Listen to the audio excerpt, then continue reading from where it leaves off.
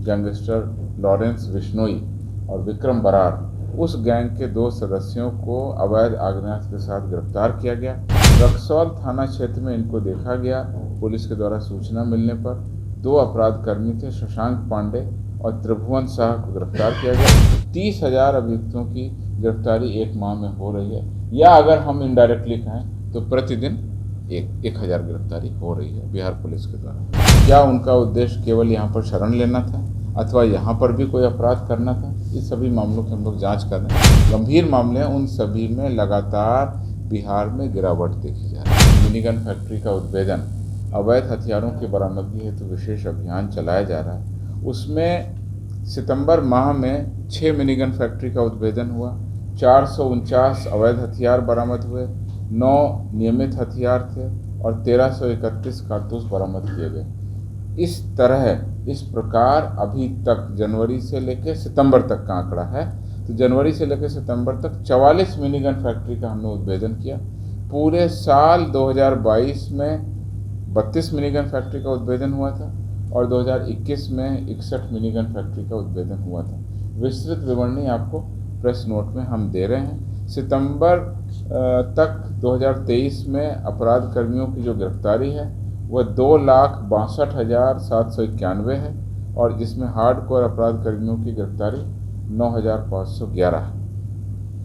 इसमें भी वर्ष 2021 का, 2022 का और 2023 के सितंबर तक की गिरफ्तारियों का आंकड़ा है।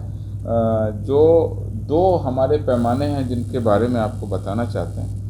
प्रति माह औसत गिरफ्तारी, तो प्रति माह जो औसत गिरफ्तारी है 2021 में 16,465, 16,500 हम कह सकते हैं प्रति माह गिरफ्तारी होती थी 2021 में।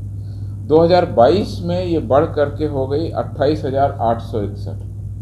जो 16,000 गिरफ्तारी होती थी एवरेज, वो 2022 में बढ़ के हो गई 28,800 और 2023 में सितंबर तक और बढ़ करके हो गई 29,199, यानी कि लगभग 30,000 हम माने तो 30,000 अभियुक्तों की गिरफ्तारी 1 माह में हो रही है, या अगर हम इनडायरेक्टली कहें तो प्रतिदिन 1,000 गिरफ्तारी हो रही है बिहार पुलिस के द्वारा। इसमें हार्डकोर गिरफ्तारियों की संख्या भी बढ़ी हुई है।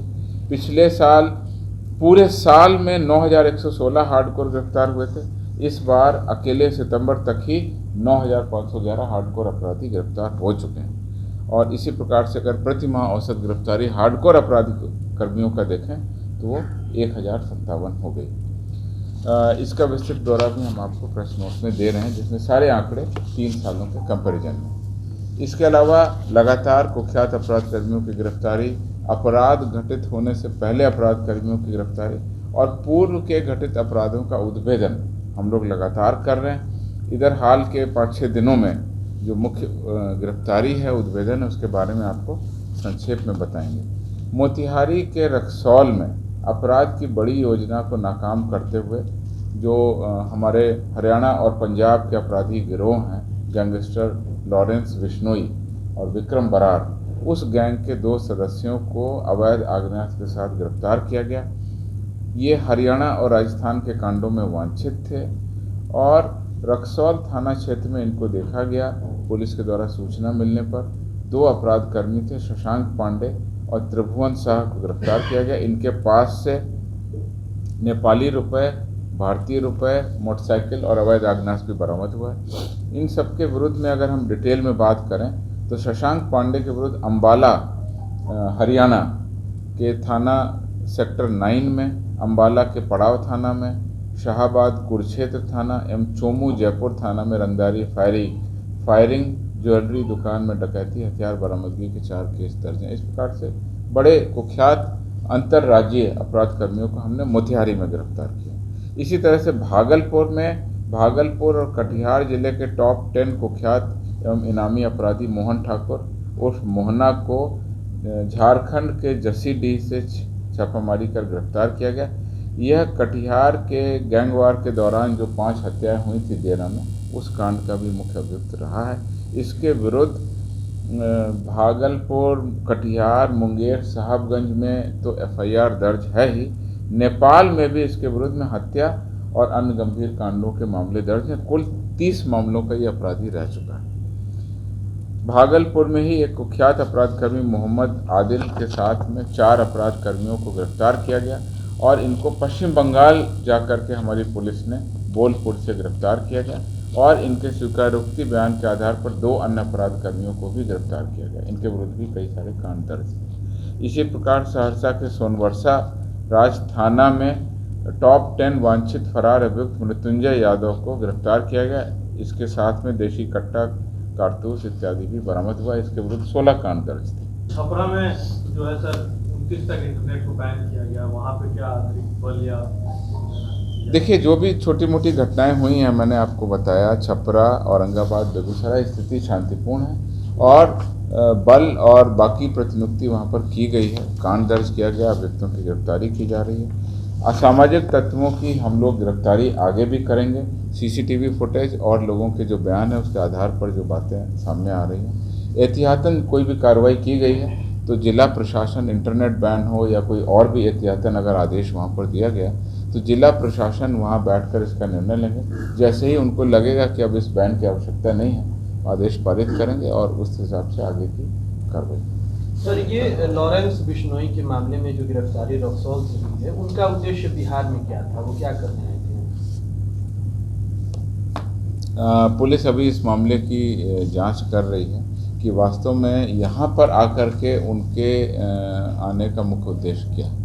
अभी हम लोग उन सभी बातों की तहकीकात कर रहे हैं, उनके सारे लिंकेजेस भी ढूंढ रहे हैं और क्या उनका उद्देश्य केवल यहाँ पर शरण लेना था अथवा यहाँ पर भी कोई अपराध करना था। इस सभी मामलों की हम लोग जांच कर रहे हैं। जैसे ही कोई आगे हम लोग को क्लू मिलेगा हम लोग कार्रवाई करेंगे, आपको बताएंगे। आपने आंकड़ा दिया है कि जिस तरीके से प्रति माह और प्रति वर्ष ऐसे गिरफ्तारियाँ हो रही है, तो ये रेशियो क्राइम पे करके देखा गया है, यानी क्राइम भी बढ़ गया, इससे गिरफ्तारी बढ़ रही है।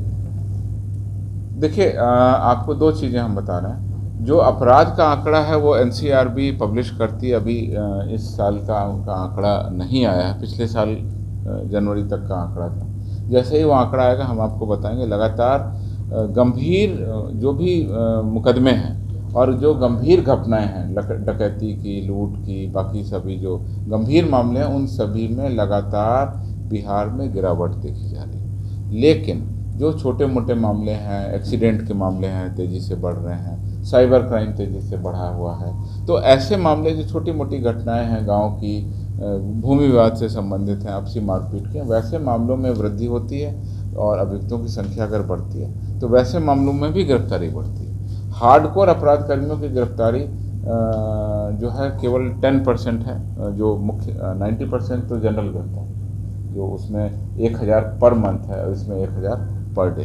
तो इस हिसाब से आप देख सकते हैं लगातार बिहार पुलिस के द्वारा अपराधकर्मियों की गिरफ्तारी कर विधि व्यवस्था का संधारण किया जा रहा है और शीघ्र ही शीघ्र कांडों का उद्भेदन भी किया जा रहा है। इस तरह कल ही एक आदेश आया है रेरा की ओर से कि जो यहाँ से बिल्डिंग कंस्ट्रक्शन में जो काम कर रहा प्रॉपर्टी टेरर फंडिंग से जुड़ा टेरर फंडिंग के मामला आया है, तो क्या रेरा ने अरेस्ट किया है इसको? पुलिस मुख्यालय किस तरह से देख रहा है? क्या सभी जिलों को आपने जो कहा वो मीडिया की न्यूज़ है, मेरे पास में भी ऐसा आदेश नहीं आया। आदेश है। अगर रेरा का आदेश पुलिस मुख्यालय के लिए आएगा तो उस पर जो भी उचित कार्रवाई हम लोग जो भी उस पर उचित करना होगा हम लोग करेंगे।